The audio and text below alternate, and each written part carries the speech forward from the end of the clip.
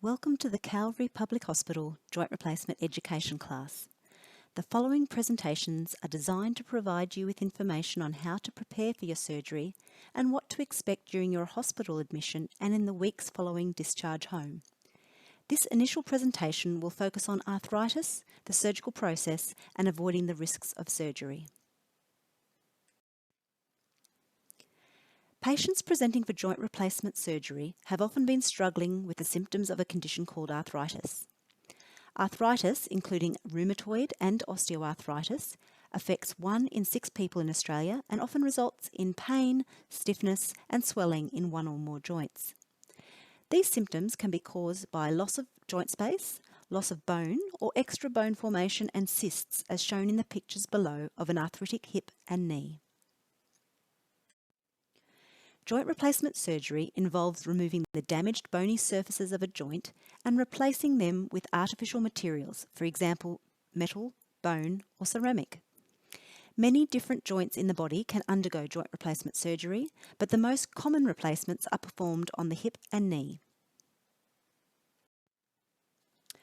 Over 115,000 hip and knee replacements were done in Australia in 2018, making it one of the most common elective surgical procedures.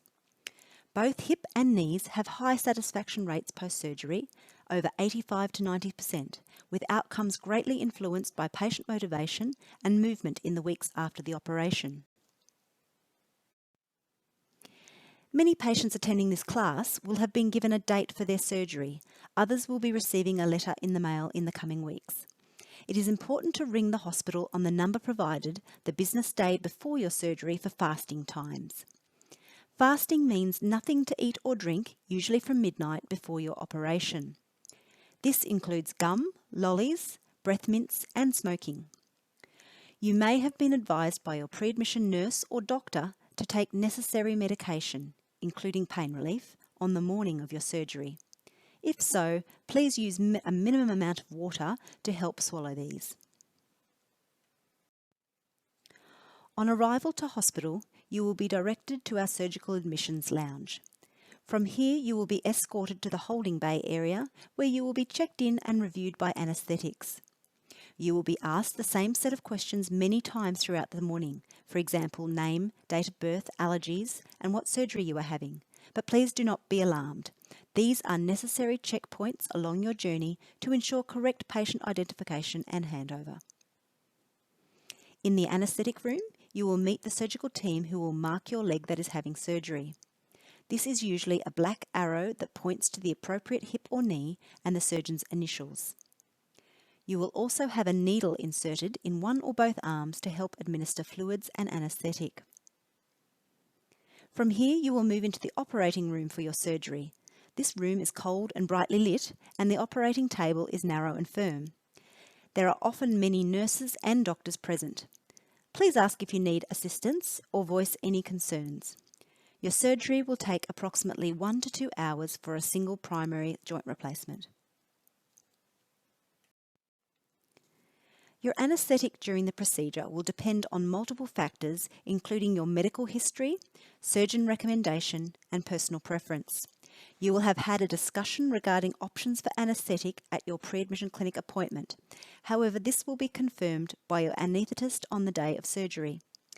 Most patients undergoing joint replacement have a combination of general and/or spinal anaesthetic, often complemented by local nerve blocks and pain medication. After surgery, you will move into our recovery unit for approximately 1 to 2 hours before returning to the ward. You may have had many attachments, including intravenous drip lines, bladder catheters, calf wraps to improve your blood circulation, and oxygen attached. Please ask your nurse if you need help to move around and keep your oxygen on at all times. As with all surgical procedures, there are risks associated with joint replacement surgery.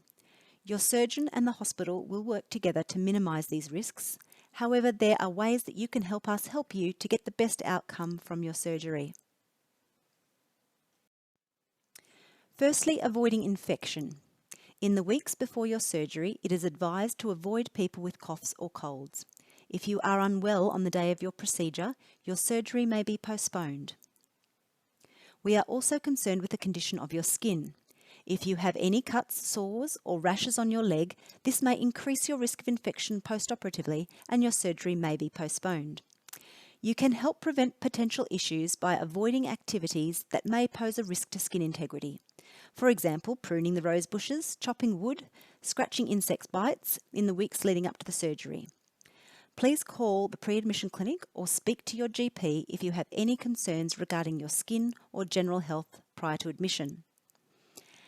At your pre-admission clinic appointment, your nurse will also take a nose swab to test for a particular bacteria that may increase your risks of post-operative infection. This bacteria is present in approximately 1/3 of the population and usually does not cause any issues unless there is an opening in your skin, for example, during surgery. Pre-admission clinic will provide you with a script for nasal ointment, which you will need to fill if you receive confirmation of a positive test.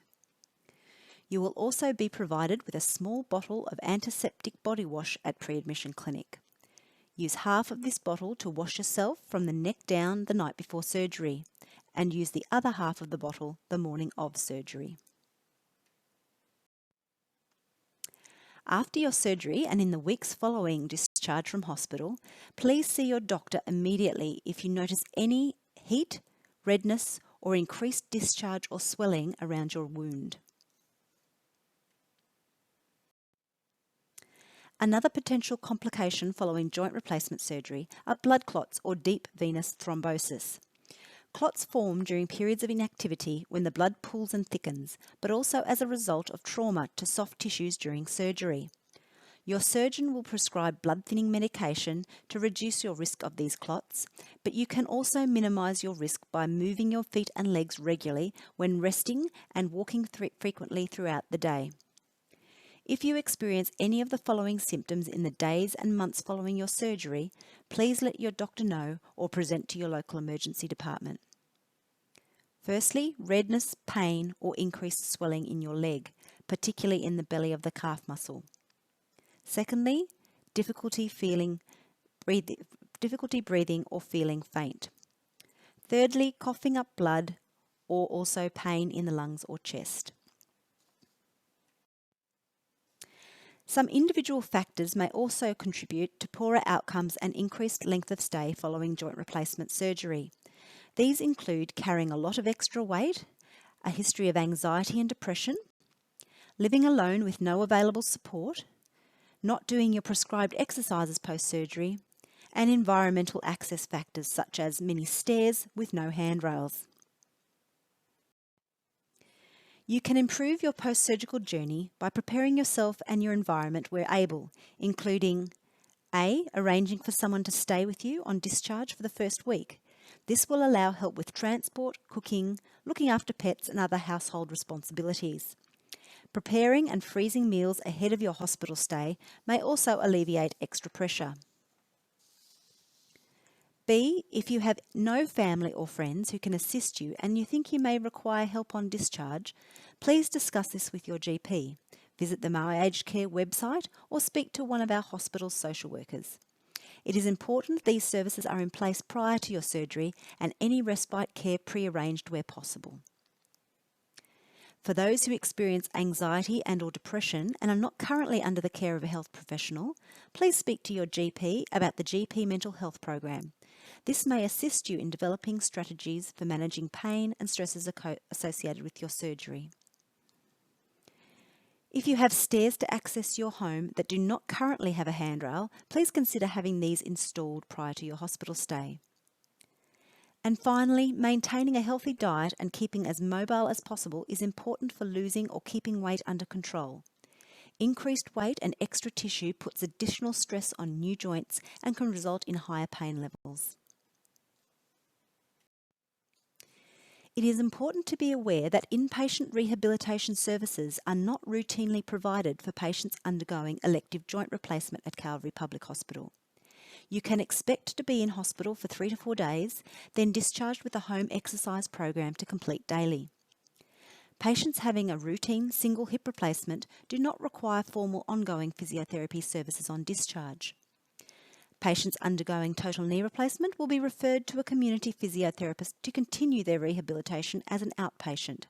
It is expected that you will attend therapy approximately once per week for the first 6 weeks.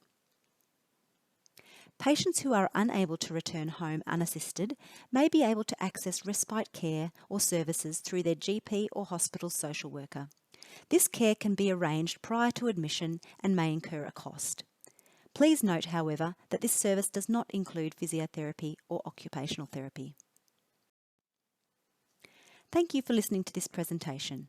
Please contact your doctor or pre-admission clinic if you have any further questions or concerns.